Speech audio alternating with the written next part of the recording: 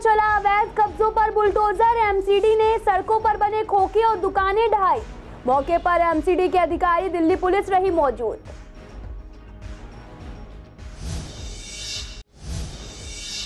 अतिक्रमण पर लगातार चल रहा बुलडोजर। बीजेपी ने कहा अच्छा काम कर रही एमसीडी। कांग्रेस ने एमसीडी पर पैसे लेने का लगाया आरोप। आपने कहा इतने सालों से अतिक्रमण था, आज क्यों होश आया।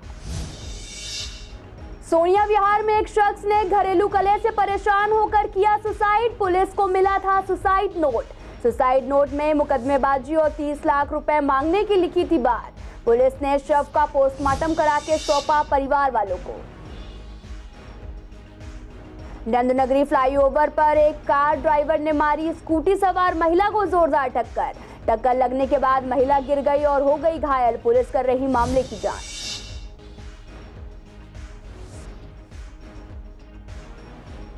खजूरी खास इलाके में युवक ने छात्राओं को किए गंदे कमेंट। विरोध करने पर युवक ने लड़कियों के साथ की मारपीट। पुलिस ने कई धाराओं में किया मामला दर्ज।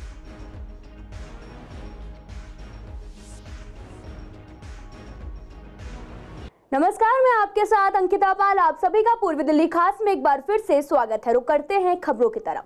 पूर्वी दिल्ली के ऋषभ विहार और सैनी इनक्लेव में लोगों ने अवैध कब्जे किए हुए थे, जिस पर आज पूर्वी दिल्ली नगर निगम ने बुलडोजर चला दिया है।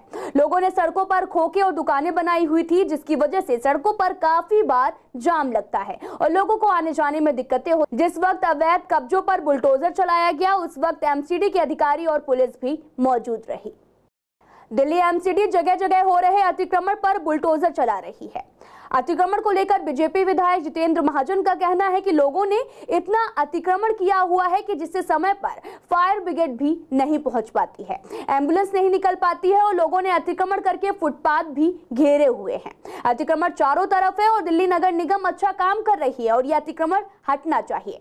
वहीं कांग्रेस के पूर्व विधायक नरेंद्र नाथ का कहना है कि आजकल बुलडोजर चल रहा है। 15 साल से बीजेपी एमसीडी में बैठी है और इतने सालों से यह अतिक्रमण है और नया अतिक्रमण तो नहीं लगा। इतने सालों में किसी की नजर क्यों नहीं पड़ी? जब अतिक्रमण लगना शुरू होता है तब कोई ध्यान क्यों नहीं देता, कोई कार्रवाई क्यों नहीं होती और अब बुलडोजर चला रहे हैं। आप विधायक रोहित मेहरोलिया का कहना है कि आजकल कार्रवाई की जा रही है, अचानक तो अतिक्रमण आया नहीं है। 15 साल से बीजेपी एमसीडी में है। रोहित मेहरोलिया ने यह भी आरोप लगाया कि बीजेपी बुलडोजर चलाने के नाम पर पैसे ले रही है, कि पैसा दोगे तो बुलडोजर नहीं चलाएंगे। बुलडोजर चलाने के नाम पर बीजेपी लोगों का ध्यान भटका रही है। तो वहीं आम जनता का कहना है कि एमसीडी अच्छा काम कर रही है, क्योंकि हर जगह अतिक्रमण है, जिसकी वजह से लोगों को आने जाने में दिक्कत होती है और असुविधा भी होती है।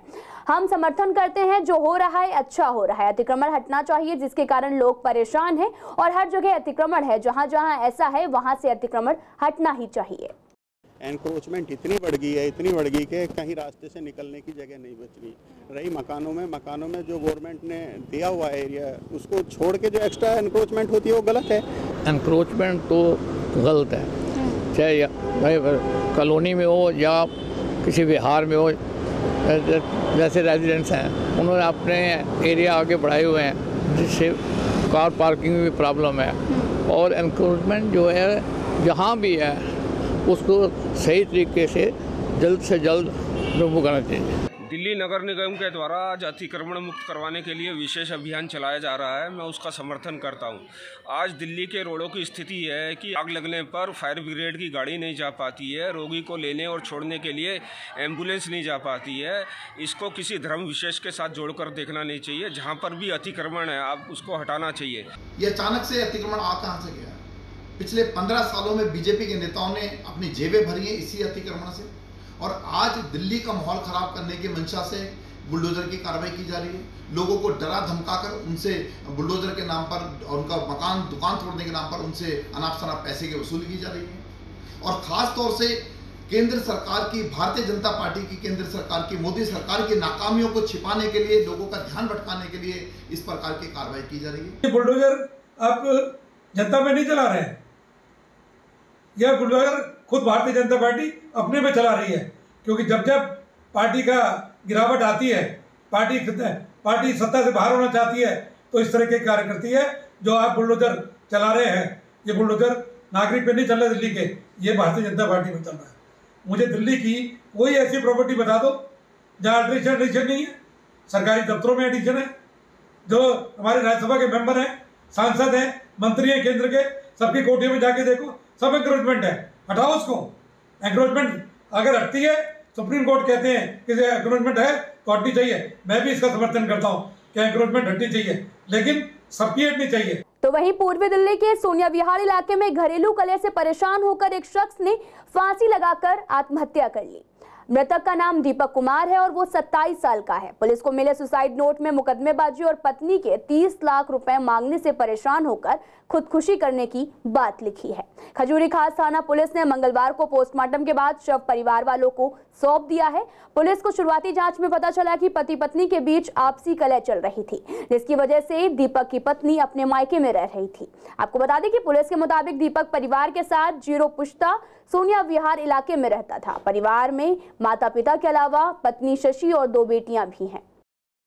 उत्तर पूर्वी दिल्ली के नंद नगरी फ्लाईओवर पर मंगलवार दोपहर एक कार ड्राइवर ने स्कूटी सवार महिला को जोरदार टक्कर मार दी। टक्कर लगते ही महिला स्कूटी समेत नीचे गिर गई और घायल हो गई। हादसे के बाद आरोपी ड्राइवर मौके से फरार होने लगा, तो उसी दौरान एसडीएम सीमापुरी शिव सिंह मीणा वहां से गुजर रहे थे। वो अपनी कार से उतरे और आरोपित की कार के आगे खड़े हो गए। आरोपी को पकड़कर पुलिस को मामले की सूचना दी। पीसीआर ने घायल हालत में महिला को जीटीबी अस्पताल में भर्ती करवाया। पकड़े गए आरोपी की पहचान आनंद के रूप में हुई है। पुलिस ने उसकी कार भी जब्त कर ली है। कल मैं दिन में करीब 2 बजे के आसपास फील्ड विजिट करके नंदनगरी फ्लाईओवर से ऑफिस की तरफ आ रहा था, तो मैंने देखा कि मुझसे जो जस्ट आगे वाली कार चल रही है उसने एक लेडी को जो कि स्कूटी पे थी बहुत ज़बरदस्त तरीके से टक्कर मारी और वो लेडी कम से कम 15 मीटर दूर जाके गिरी। तो मैं तुरंत अपनी गाड़ी रोक के तुरंत नीचे उतरा और उस लेडी को उठाया पहले तो, और इतने में मेरा स्टाफ निकल के गाड़ी से बाहर आ गया। तो स्टाफ ने उस लेडी को संभाला और मैंने तुरंत उस गाड़ी वाली को रोका। गाड़ी वाला रुकने की जगह भागने की कोशिश कर रहा था, तो मैं उसकी गाड़ी के सामने आ गया था और वो मेरा स्टाफ भी उसके बाद तुरंत बाद मेरा स्टाफ भी उसकी गाड़ी के सामने आ गया, तो वो वहाँ से रुक गया। फिर उसके बाद हमने पुलिस को, वो बंदा बहुत बदतमीजी करने लग रहा था, तो फिर हमने पुलिस को कॉल किया और एम्बुलेंस को कॉल किया। तो तुरंत उस लेडी को एम्बुलेंस में बैठा के जीटीबी हॉस्पिटल भेजा और फिर जब पुलिस पहुंची तो उसको पुलिस को सुपुर्द किया और मैंने एसएचओ को भी बोला कि जो भी मैटर है बिल्कुल स्ट्रिक्टली देख लें। जितने लोग कोविड से नहीं मरे उससे ज़्यादा रोड एक्सीडेंट्स में मर गए। तो निस्संदेह रोड एक्सीडेंट हमारे लिए बड़ी चैलेंज है। बहुत सावधानीपूर्वक गाड़ी चलानी चाहिए, ना केवल अपनी जान की परवाह करनी चाहिए बल्कि सामने वाला और साइड में जो भी चल रहा है उसकी भी जान की उतनी कीमत है जितनी खुद की जान की कीमत है, इसलिए बहुत समझदारी से गाड़ी चलाएं। तो वहीं पूर्वी दिल्ली के थाना खजूरी खास इलाके से एक ऐसा मामला सामने आया है जहां छात्राओं के साथ इलाके में रहने वाले बॉक्सर ने मारपीट की। दरअसल दोनों छात्राएं एग्जाम देने जा रही थी। बॉक्सर ने लड़कियों को गंदे कमेंट किए, जिसके बाद छात्राओं ने विरोध किया तो बॉक्सर ने लड़कियों के साथ मारपीट कर दी। पुलिस ने छात्राओं के साथ मारपीट, छेड़छाड़ और अश्लील शब्द बोलने का मामला दर्ज करके आगे की जांच भी शुरू कर दी है। पीड़ित छात्रा ने बताया कि वह अपने परिवार के साथ खजूरी खास इलाके में रहती है। सुबह 8 बजे के करीब पीड़ित लड़की अपनी बहन को पेपर दिलाने ले जा रही थी, तभी उसी मोहल्ले में रहने वाला आरोपी बॉक्सर ने लड़की को रोका और फिर गंदे शब्द बोले। विरोध करने पर आरोपी युवक बॉक्सर ने दोनों बहनों की जमकर पिटाई कर दी। इस घटना की पीड़ित लड़कियों ने पुलिस को सूचना दी। पुलिस द्वारा लड़कियों का मेडिकल कराकर आरोपी युवक के खिलाफ पुलिस ने कई धाराओं में मामला दर्ज कर लिया है। एक्चुअली एक लड़का है खजूरी का ही, वो मतलब काफ़ी टाइम से मुझे स्टे कर रहा था, बट मैंने कोई रिस्पॉन्स नहीं किया क्योंकि उसने कभी मुझे पीछे से ना रोका ना कुछ कहा। बट 2-3 दिन से वो मुझे कमेंट पास कर रहा है, वल्गैरिटी कुछ ज़्यादा ही। तो आज मॉर्निंग में अपनी सिस्टर के साथ जा रही थी, उसका एग्ज़ाम था आज। तो 8:40 के राउंड की बात है, उसने मुझे कुछ एक मेरी फिज़िकली पे थोड़ा सा कमेंट किया, बाकी वो बोला क्या तुम यहाँ से आ रही हो, ये है वो है। तो मैंने उससे रिप्लाई किया, मैं भाई क्या हो गया, ऐसे बोलने की ज़रूरत है, कमेंट क्यों कर रहे हो। तो वो उसको भाई सुन के जो भी बात है वो बहुत ज़्यादा फ्रस्ट्रेट हो गया, चिढ़ गया जो भी बात है। तो उसने ना मुझे थप्पड़ मारा। जब उसने थप्पड़ मारा तो मेरी सिस्टर आ गई, तो उसके कंटिन्यू 3 थप्पड़ उसने मारे और उसको मेरे को है ना धक्का दिया बहुत गंदी तरीके से। और फिर उसको जब मैं थोड़ा सा उठने की कोशिश करती उससे बोलने की, उसने मेरे कंटिन्यू 2 थप्पड़ रख दिए। हाँ, अभी कराई मैंने FIR दर्ज और मैंने मॉर्निंग में भी कॉल करी थी। एक्चुअली जो मैंने कॉल करी थी वो वुमेन हेल्पलाइन नंबर से मुझे ज़्यादा अच्छा रिस्पांस मिला, क्योंकि जब मैंने यहाँ कॉल करी थी 40 मिनट तक कोई PCR नहीं आई थी मेरे पास जब मैं खजूरी दी। पहले मैं सोचती थी शायद मानती है, जब मेरे साथ कोई इंसिडेंस नहीं हुआ तो मुझे लगता था दिल्ली सेफ़ है पैरिस से, बट अब मुझे लगता है कोई सेफ़ नहीं है। जब तुम्हारा नियरेस्ट तुमसे ऐसा कर सकता है तो बाहर का 3rd पर्सन की तो बहुत हिम्मत बढ़ जाएगी कुछ भी करने की। ना वो रात को जा सकती है, इनफैक्ट मेरे पेरेंट्स भी बहुत ज़्यादा डरते हैं कि 9 बजे के बाद बाहर नहीं, क्योंकि आजकल लोगों का भी नहीं पता और किसी का नहीं कह सकते। तो वुमेन्स उस पर कोई सेफ्टी तो कुछ इतनी कोई खास नहीं है। दिल्ली में अधिकतम तापमान 40 डिग्री के आसपास बना हुआ है। गर्मी ने लोगों का जीना मुश्किल किया हुआ है। अधिकतम तापमान में हर रोज वृद्धि देखी जा रही है। मौसम विभाग के अनुसार मई से आगे और भी भीषण गर्मी पड़ने की संभावना है। लोगों का कहना है कि गर्म हवाओं से दोपहर में घरों से निकलना मुश्किल हो गया है। गर्मी में डिहाइड्रेशन ना हो उसके लिए डॉक्टर्स ने बताया कि जितना हो सके ज्यादा से ज्यादा पानी, जूस या फिर लिक्विड का सेवन करें। एक्सपर्ट्स ने आगे बताया कि जिन लोगों को डायबिटीज जैसी बीमारियां हैं उन लोगों को ज्यादा एहतियात बरतने की जरूरत है। अगर ये लोग घर से बाहर निकलें तो अपनी बॉडी को सही से कवर करके रखें ताकि किसी भी चीज की दिक्कत ना हो। मई के महीने में तो गर्मी बहुत ज़्यादा है। ये तो लू के महीने हैं, अगर लू लग जाए तो इसको कोई बचाव नहीं कर सकते हैं, क्योंकि इसमें सावधानी ज़रूरी है। सावधानी जितनी बरतेंगे उतने ही सावधान रहना ज़रूरी है। इस साल की जो कि है कि मार्च से ही गर्मी ज़्यादा स्टार्ट हो गए हैं। तेज़ गर्मी ज़्यादा है जो मार्च से ही है, जो कि गर्मी ज़्यादा होने के कारण है कि अब हम तो मजदूर आदमी रोड पे रहते हैं। अब धूप, ठंडी, गर्मी, बरसात सब चीज़ को झेलने पड़ते हैं हमें। इससे बहुत ज़्यादा परेशानी है। एक तो चलते हुए गाड़ी पे ऐसा लगता है कि गर्म लुएं जो आँखों को सता रही हैं और होंठ भी सूख रहे हैं। बार बार 1 या 2 किलोमीटर चलते हैं, पानी लेना पड़ रहा है। और कंपनी में काम करते हैं, कंपनी इस चीज़ का वो नहीं देती। कस्टमर के यहाँ जाते हैं बहुत से के, कोई पूछता पानी के लिए, बहुत सा नहीं पूछता है। तो बहुत ज़्यादा दिक्कत है। गर्मी ज़्यादा बढ़ रही है, टेम्परेचर ज़्यादा। वैसे पड़ती तो हर महीने, हर साल में ऐसे ही है, बट इस बार कुछ ज़्यादा है। आँखों में चुभन के ज़्यादा है, जैसे कि ट्रैफिक ज़्यादा चल रहा है। गैस से जैसे बसें चल रही हैं या अपनी CNG से, और बाइक वगैरह हैं, ये 4 व्हीलर है, तो इनकी वजह से भी आंखों में चुभन होती है। परेशानी हो रही, बच्चों को स्कूल लेने जाने में दिक्कत हो रही है और धूप लग रही तेजी से, गर्मी, पसीना आ रहा है, इसीलिए हम लोग बहुत ज़्यादा परेशान हो रही हैं। इसलिए बीमारी का भी डर हो रहा है। हाँ, बीमारी का भी डर है ना। दिल्ली के अंदर मई महीने की लू वाली गर्मी शुरू हो गई है। ये गर्मी सूखी गर्मी होती, ड्राई हीट होती है, जिसको हम लू कहते हैं। इससे बचने के 3-4 तरीके हमारे पास। सबसे पहले जो वॉक वगैरह पे जाते हैं, मॉर्निंग वॉक वाले होते हैं, वो काफ़ी जल्दी निकले, 5:30-6 बजे अपनी वॉक के लिए चले जाए, ना कि 9-10 बजे जाए, क्योंकि 9-10 बजे भी काफ़ी अच्छी खासी गर्मी हो जाती है। दूसरी, अगर मार्केट का कुछ भी काम है तो इवनिंग्स में निकलिए, लेट इवनिंग्स 6 बजे, 5 बजे, 5:30 बजे, इस तरह से निकलिए। मार्केट्स के अंदर दोपहर को सिवाय के अति आवश्यक हो जाने की ज़रूरत नहीं है। इसके अलावा अपना हाइड्रेशन बहुत अच्छा रखिए। कम से कम 4 से 5 लीटर लिक्विड का सेवन करिए, जिसके अंदर पानी, नारियल पानी, छाछ, लस्सी, जो आपको पसंद आता है वो सारी चीज़ें ले सकते हैं। देखिए, दिल्ली के अंदर जो है वो मौसम ने एक बड़ी अजीब सी करवट ली थी। बीच में 2 दिन थोड़ा ठंडा हो गया, 2 दिन बारिश होने के बाद अब ये जो गर्मी आई है, इसमें साथ साथ गर्म हवाएं बहुत ज़्यादा चल रही हैं। जब गर्म हवाएं ज़्यादा चलती हैं गर्मी के साथ साथ, तो ऐसे समय में लू लगने का खतरा बहुत ज़्यादा हो जाता है। और लू में सबसे ज़्यादा दिक्कत क्या होती है कि हमें डिहाइड्रेशन हो जाता है। ऐसे समय में लोग जो है वो पानी भी ज़्यादा पीना चाहते हैं। ज़्यादातर लोग जो है वो बाहर कहीं ना कहीं कुछ खा पी ऐसा लेते हैं जिससे कि लूज मोशन भी लग जाते हैं, और डिहाइड्रेशन जो है बहुत तगड़ी तरह से जो है वो आदमी को अपनी चपेट में ले लेता है। और डिहाइड्रेशन जो है वो आदमी को बीमार और यहाँ तक कि जानलेवा भी हो सकता है कई बार। तो ऐसे समय में डिहाइड्रेशन से बचने के लिए बहुत ज़रूरी है कि पानी का जो है वो काफ़ी ज़्यादा सेवन करना चाहिए। आप पानी को किसी भी टाइप में ले सकते हैं, पानी में ले सकते हैं, जूसेस में ले सकते हैं, या इलेक्ट्रॉल पाउडर के साथ ले सकते हैं। अगर आप कभी भी गर्मी में बाहर निकल रहे हैं, जब हवाएं तेज़ चल रही हैं, तो कोशिश ये करनी चाहिए कि पूरे आस्तीन के कपड़े पहने, अपने मुंह को, गले को, फेस को अच्छे से ढक के बाहर निकलें, सर को ढक के बाहर निकलें। और अगर बॉडी में पसीना आ रहा है तो उस पसीने को आने दें। अगर इतनी तेज़ हवा चलेगी, जैसे कुछ लोग होते हैं जो स्कूटर चलाते हैं गर्मी के अंदर और उनको हवा तेज़ लगती है, तो ऐसे में क्या होता है कि ठंड तो मतलब बॉडी को तो ठीक लगता है मगर पसीना नहीं आ पाता। अगर पसीना नहीं आ पाता तो बॉडी के अंदर का कोर टेम्परेचर बढ़ जाता है और चमड़ी का टेम्परेचर जो है वो बढ़ जाता है। ऐसे में तेज़ बुखार आ सकता है और उसकी वजह से भी जो है बॉडी के अंदर पानी की बहुत ज़्यादा दिक्कत हो जाती है। तो कंटिन्यूसली जो है वो लिक्विड्स लेते रहें, कम से कम 1-1.5 लीटर लें हर 1 घंटे के लिए जब आप घर से बाहर हों। और और अगर आप घर के अंदर हैं तो दिन में कम से कम 3, 3.5 से 4 लीटर लिक्विड एक अडल्ट को जो है वो लेना चाहिए, जो कि उनके लिए ठीक रहेगा। पूर्वी दिल्ली के गीता कॉलोनी में मंगलवार को कांग्रेस कमेटी के अध्यक्ष विजय कुमार ने इलाके की सफाई कराई, जिसमें सरोजनी पार्क, शास्त्री पार्क और झील की कई गलियां शामिल हैं। लोगों ने अपने घरों दुकानों के बाहर कूड़ा डाला हुआ था, जिसको उठाकर पूर्वी दिल्ली नगर निगम के ऑटो टिपर में डाला गया। साथ ही इलाके में नालियों के पास पड़ा कूड़ा भी उठवाया गया। कोविड के 2 सालों के बाद अब दिल्ली यूनिवर्सिटी में ऑफलाइन एग्जाम कराए जा रहे हैं। 11 मई 2022 से एग्जाम की प्रक्रिया शुरू की गई है। इसके पहले कोविड के समय में डीयू में भी ऑनलाइन एग्जाम लिए जा रहे थे।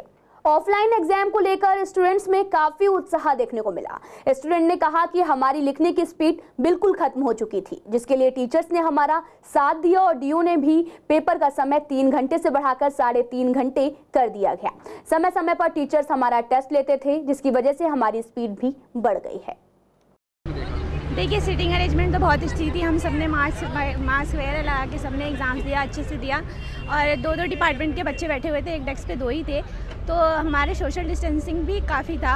और रही बात एग्ज़ाम की, तो एग्ज़ाम भी सही था अकॉर्डिंग टू जैसे हमने ओबी के थ्रू एक्सपेक्ट किया था, उससे अलग था। बट हमारी हैबिट छूट गई थी, तो लेकिन फिर भी हमने सब कुछ अटेम्प्ट कर दिया। प्रॉपर एक तो सबसे पहले बहुत अच्छी बात रहेगी एडमिनिस्ट्रेशन की कि प्रॉपर कोविड-19 प्रोटोकॉल का पालन किया गया। प्रॉपर सेफ डिस्टेंस में हम सब थे, मास्क लगा रखे थे, है ना, और सैनिटाइजेशन भी पहले डेस्क का हो चुका था।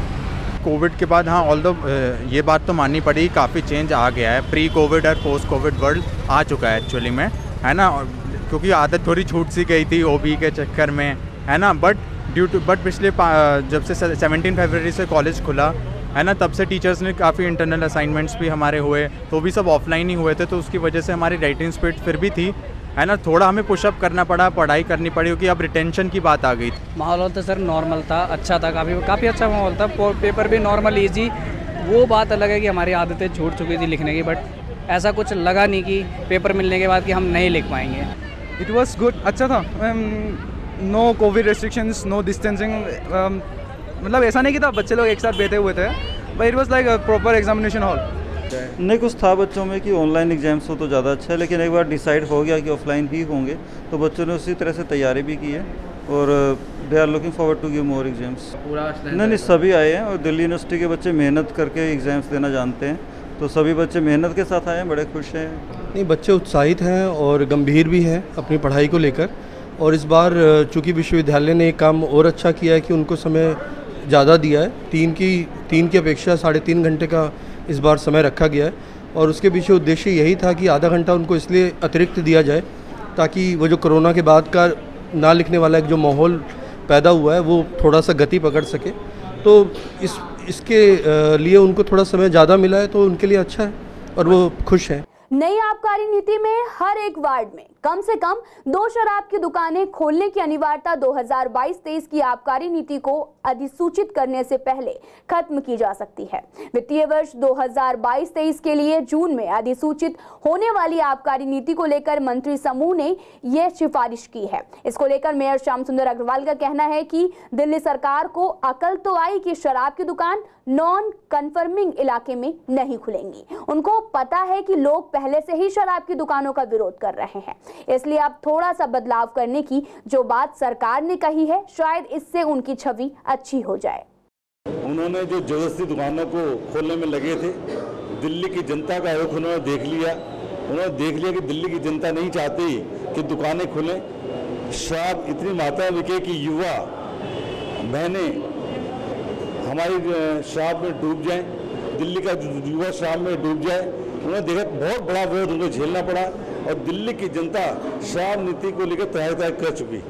महीनों तक सड़कों पर बैठे रहना, इसका विरोध करना, उनको समझ में आ गया कि उनकी शराब नीति चलने वाली नहीं है, इसीलिए उन्होंने अपनी शराब नीति को बदला है। उसमें बदलाव लेके आए हैं कि जो नॉन कन्फर्मिंग हैं वहाँ शराब की दुकानें नहीं खुलेंगी। भारतीय रेलवे ने महिलाओं के लिए एक अहम सुविधा देने की पहल की है। इसके तहत जिन महिलाओं के छोटे बच्चे हैं उनके लिए बेबी सीट को अटैच किया गया है। इसको लेकर हमारी संवाददाता ने आनंद विहार रेलवे स्टेशन पर कुछ महिलाओं से बात की, तो उनका कहना था कि अभी छोटे बच्चों को लेकर सफर करने में काफी दिक्कतें होती हैं। उन्हें हर वक्त बच्चे को हाथ में उठाना पड़ता है, साथ ही बच्चों को सीट पर छोड़ नहीं सकते, लेकिन अब सीट के साथ बर्थ सीट लगी है तो काफ़ी फायदा होगा। फिलहाल तो अटैच हुआ नहीं है, आने वाले टाइम में अगर होता है तो बेटर है, काफ़ी अच्छा रहेगा। जो भी लेडीज़ बच्चों को लेकर चलती हैं तो काफ़ी अच्छा रहेगा, उनको भी आराम रहेगा, बच्चों के लिए भी सेफ्टी रहेगा। बहुत ज़्यादा प्रॉब्लम होती है, जैसे कि सीट्स वगैरह में दिक्कत होती है, जेंट्स वगैरह रहते हैं, सीट जगह नहीं देते हैं, कम से कम कैसे कैसे हम लोग बैठ जाते हैं, बच्चे को लेकर हम अपने पास ही बैठते हैं, चाहे कैसे भी हो, मौसम कैसा भी हो, गर्मी हो ठंडी हो, जो भी हो, बहुत सारी प्रॉब्लम आती है। अभी जो आप बता रहे फैसिलिटीज़ अगर वो आ जाती है तो काफ़ी अच्छी बात। बहुत ज़्यादा होगा बच्चे के लिए, बैठने के लिए मिलेगा अच्छा से। हाँ, दिक्कत तो होती है, ज़्यादा तो बच्चे तक कोई दिक्कत होती है ना, बड़े से तो ज़्यादा बच्चा को परेशानी होता है गर्मी में, और तो बहुत ज़्यादा होता है। फ़ायदेमंद तो होगा ही बच्चे के लिए। छोटे बच्चे हाँ गोद में लेके मैंने बैठने पड़ता है, तो उसके लिए सीट मैंने गाड़ी में मिले तो अच्छे रहते हैं। दिक्कतें तो होती है, मतलब उसे गोद में बैठाना पड़ता है, तो उसके लिए सीट अलग होगी तो थोड़ा सा सुविधा होगी। हाँ, सबको मतलब सीट लगाना चाहिए। सभी ट्रेन में लगानी चाहिए? हाँ, लगाना चाहिए। सभी ट्रेन में बच्चे हैं तो सीट तो लगाना ही चाहिए ना।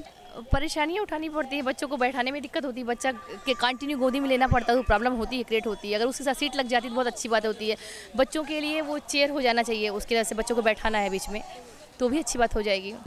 मेनली तो जो मदर हो उनको लोअर बर्थ देनी चाहिए, प्लस जो है साइड में एक छोटा बर्थ जो है मतलब सीट बच्चों के लिए होना चाहिए। दिक्कत ये है कि जैसे लोअर बर्थ मिली थी तो वैसे भी वो वाली बर्थ थोड़ी सी छोटी रहती है, अब इसको लेके लेटने में प्रॉब्लम तो होती ही है बच्चों के लिए। हाँ, तो थोड़ा सा बच्चे के लिए क्या स्पेस मिल जाएगा, सेफ्टी पर्पज से भी सही रहेगा। थोड़ा सा है कि बच्चा अगर कानों में लिटा के वॉशरूम भी जा रहे तो बच्चा गिरेगा तो नहीं, बच्चे छोटी सी रहती है, थोड़ी प्रॉब्लम रहती है। पूर्वी दिल्ली के आनंद विहार से अप्सरा बॉर्डर तक लोगों को जाम की समस्या से जूझना पड़ता है, लेकिन अब फ्लाईओवर बनाने की मंजूरी मिल गई है, जिसके बाद से लोगों को जाम की समस्या से निजात मिल सकेगी। आपको बता दें कि हर रेड लाइट पर तकरीबन आधे घंटे तक जाम लग जाता है, जिससे लोगों का समय और पेट्रोल दोनों की बर्बादी होती है। लोगों का कहना है ये काफी फायदेमंद होगा और इससे समय के साथ साथ पेट्रोल की भी बचत होगी, लेकिन सरकार को ये काम जल्द से जल्द शुरू करके खत्म कर देना चाहिए ताकि लोगों को कोई समस्या ना हो।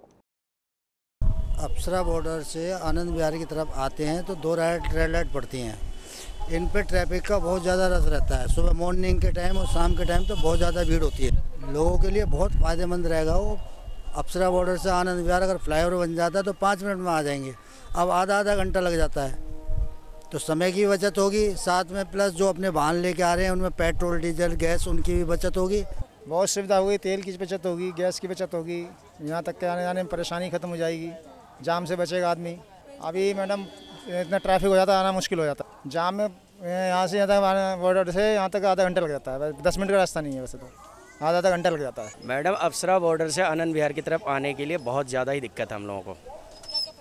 बट परेशानी सबसे ज़्यादा ट्रैफिक, रेड लाइट्स का सबसे ज़्यादा प्रॉब्लम इसी का ही है। जहाँ मैम हमें 40 मिनट या 1 घंटे में हमें यहाँ पहुँचने का टाइमिंग होता है, वो 2.5 घंटा 3 घंटा में लग जाता है। ये सबसे बड़ी प्रॉब्लम है। ये फ्लाईओवर बन रहे हैं, वो काम जो चल रहा है वो काम सही तरह से काम नहीं हो रहा, टाइमली काम नहीं दे रहा, डिले हो रहा है, बहुत ज़्यादा ही डिले है। यही सबसे बड़ी प्रॉब्लम है हम लोगों की। गवर्नमेंट को इस काम को थोड़ा बढ़ाना चाहिए था, तेज़ी बढ़ाना चाहिए था, काम जल्दी करें। जब पब्लिक को आनंद विहार में मैम समथिंग पूरी दिल्ली से सबसे ज़्यादा आनंद विहार स्टेशन में ही पब्लिक आते हैं, क्योंकि बिहार बंगाल की सारी 70% गाड़ियाँ यहीं से चलती है। सब कुछ है, तीनों चीज़ यहीं है, इसलिए सबसे ज़्यादा प्रॉब्लम हम लोगों को इस एरिया में आने के लिए होता है। और एक आश्रम में भी फ्लाईओवर का काम हो रहा है। फिलहाल पूर्वी दिल्ली खास में आज के लिए इतना ही। तमाम खबरों के लिए आप देखते रहिए CCN लाइव।